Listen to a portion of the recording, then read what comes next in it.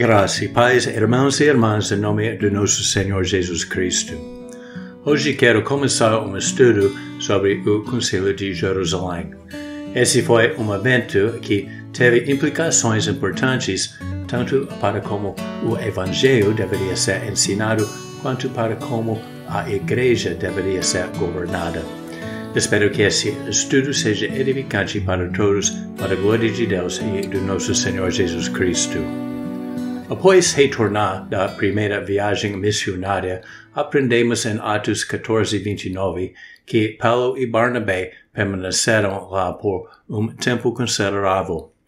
Foi estimado que a viagem começou por volta de 45 depois de Cristo e o Concílio de Jerusalém ocorreu por volta de 49.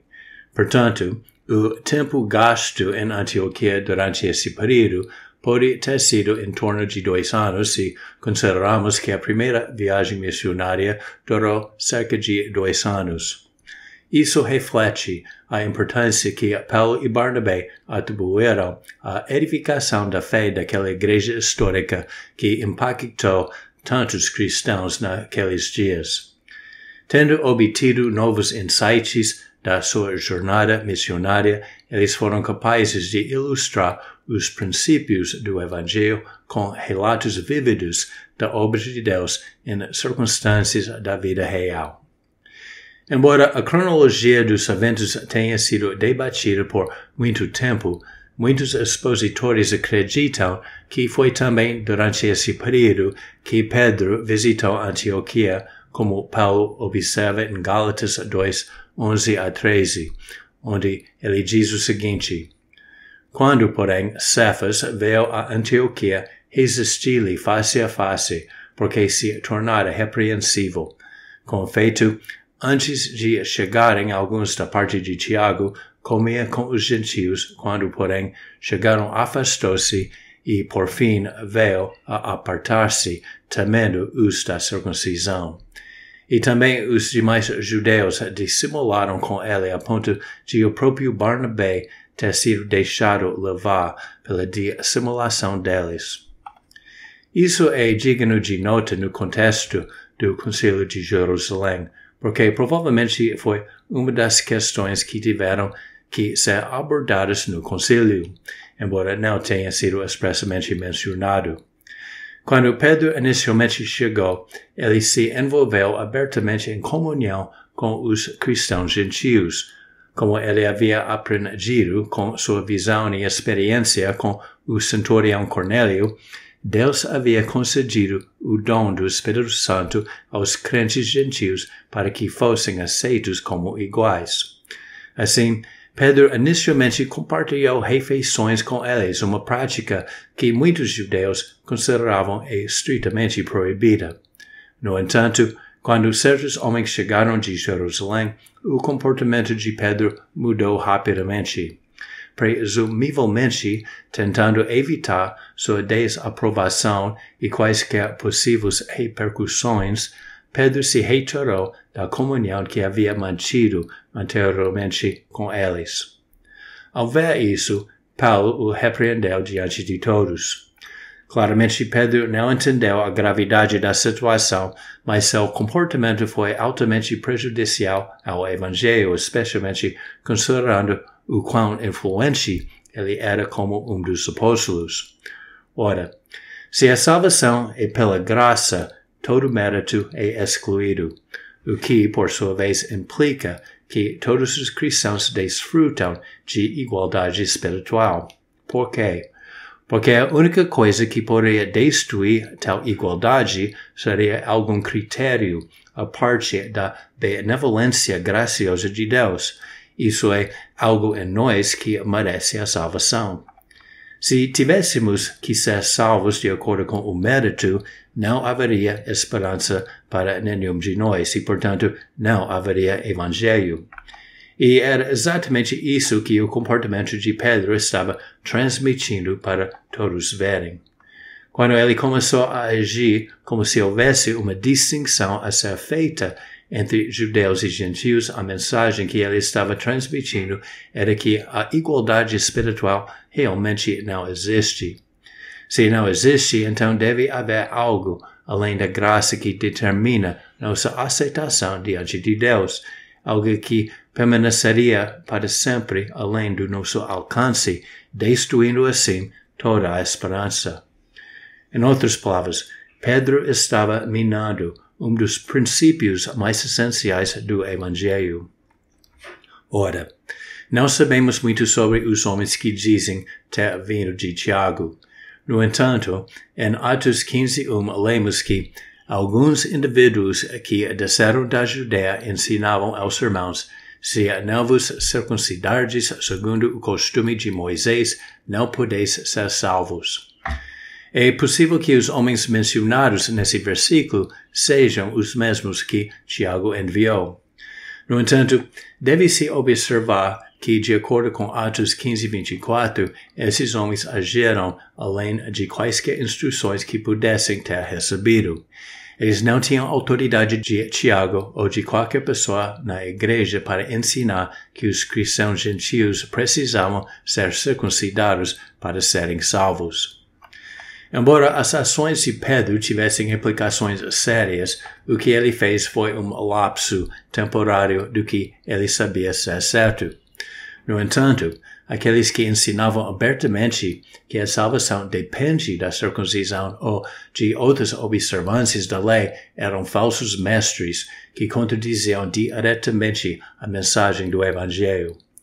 Eles são frequentemente chamados de judaizantes, uma palavra que vem do verbo grego judaizin, que significa literalmente viver como um judeu. Assim, um judaizante é, em certo sentido, alguém que ensina que viver como um judeu é necessário para ser salvo. Mais especificamente, é alguém que ensina que a salvação depende da observância da lei mosaica, especialmente a circuncisão. Essa era uma questão muito mais séria, porque além de minar o Evangelho, a doutrina do judaizante também implicava a insuficiência da obra redentora de Cristo. Eles estavam ensinando que seu sacrifício deve ser suplementado pelas obras do homem. Isso não quer dizer que boas obras não sejam importantes, mas elas nunca devem ser consideradas como a base da nossa salvação. Outra maneira de pensar sobre isso é que boas obras, na medida em que são aceitáveis a Deus, são o fruto da salvação e, portanto, dependem dela, em vez de a salvação depender de boas obras. Isso só é possível por causa do sacrifício de Cristo por nós, e não há nada que possamos fazer para complementá-lo. Sua obra foi concluída na cruz e só pode ser recebida pela graça por meio da fé em seu nome. Os apóstolos consideraram isso como um assunto tão importante que convocaram o primeiro concílio da igreja para resolvê-lo. Paulo e Barnabé, entre outros, viajaram para Jerusalém, onde se encontraram com os outros apóstolos e anciãos para lidar com esse assunto. Pedro fez um relato da sua experiência com os cristãos gentios e como Deus lhe mostrou que eles deveriam ser aceitos em igualdade de condições com os judeus. Ele afirmou: ora, Deus que conhece os corações lhes deu testemunho, concedendo o Espírito Santo a eles, como também a nós nos concedera. E não estabeleceu distinção alguma entre nós e eles, purificando-lhes pela fé o coração. Pedro afirmou a igualdade espiritual entre os crentes, bem como o fato de que a salvação vem pela graça, independentemente das obras da lei. Paulo e Barnabé também falaram descrevendo suas experiências e os milagres que Deus havia operado por meio deles enquanto ministravam aos gentios. Finalmente, Tiago encerrou o concílio afirmando que as Escrituras corroboravam as coisas que haviam sido ditas. Eles redigiram uma carta que delineou certas diretrizes que deveriam ser observadas por todos os gentios. Além de lidar com uma doutrina tão essencial da fé cristã, o Concílio de Jerusalém também é importante pelo que nos ensina sobre o governo da Igreja. O teólogo William Cunningham argumenta convincentemente que o exemplo dado por esse concílio apoia vários princípios que fundamentam a forma presbiteriana de governo. Ele começa observando que nem Pedro nem Tiago exerceram qualquer autoridade sobre os outros durante os procedimentos, minando assim quaisquer alegações de católicos romanos ou prelatistas que essa passagem favorece suas formas de governo. Eles sustentam que os líderes da igreja devem ser governados por supervisores, como bispos, arcebispos, etc., mas como o Concílio de Jerusalém não envolveu nenhuma hierarquia desse tipo, ele não dá suporte à posição de católicos ou prelatistas. Cunningham, portanto, conclui que a única questão restante é entre os presbiterianos que veem o Concílio de Jerusalém como um modelo para a governança da igreja e os congregacionalistas ou independentes que sustentam que as circunstâncias do concílio foram extraordinárias demais para que ele servisse a tal propósito. O que eles consideram extraordinário foi a presença dos apóstolos que, por causa do seu ofício único, podiam emitir decisões autoritativas sob a inspiração do Espírito Santo. Como os apóstolos não estão mais conosco, não podemos replicar tal concílio. Então, os congregacionalistas negam que ele serva como um modelo para o governo da igreja. No entanto, os presbiterianos rebatem esse argumento afirmando que, nesse caso, os apóstolos agiram como oficiais comuns em cooperação com os anciãos. Não há nada nas Escrituras que sugira que eles fizeram algo sob a orientação infalível do Espírito Santo durante o concílio. Além disso, se esse evento tivesse ocorrido apenas para resolver uma questão de doutrina, os apóstolos poderiam tê-la resolvido muito rapidamente, assim como fizeram com tantas outras questões. Mas como esse não foi o caso, parece provável que o concílio tenha sido providencialmente estabelecido como um modelo de governo da igreja. Cunningham traz esse ponto para casa com o seguinte: se tivesse sido o propósito de Deus resolver a controvérsia que surgiu sobre a necessidade da circuncisão por uma decisão inspirada e infalível, então os apóstolos poderiam ter decidido imediatamente sem reunião e sem discussão de qualquer tipo. Ou qualquer um deles poderia ter feito isso no exercício da sua autoridade apostólica e confirmado sua decisão pelos sinais de um apóstolo. Além disso, vários outros princípios podem ser extraídos dessa passagem. Assim como no sistema presbiteriano de governo, o Concílio de Jerusalém foi um corpo de apelação revestido de autoridade que cumpriu sua função emitindo uma decisão que foi considerada aplicável a várias outras igrejas. Também vemos o papel dos anciãos, pois eles participaram da tomada de decisão coletiva em nome da igreja.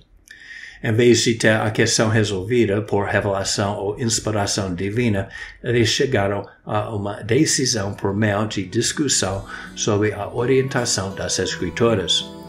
Também vale a pena notar que a palavra grega para ancião em Atos 15 é presbíteros, da qual obtemos as palavras presbítero e presbiteriano.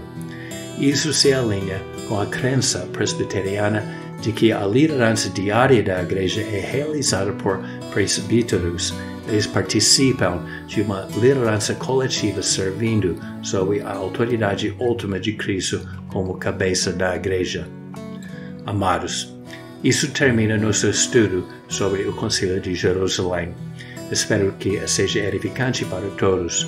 Que Deus te abençoe e que o nome de Jesus Cristo seja glorificado para sempre.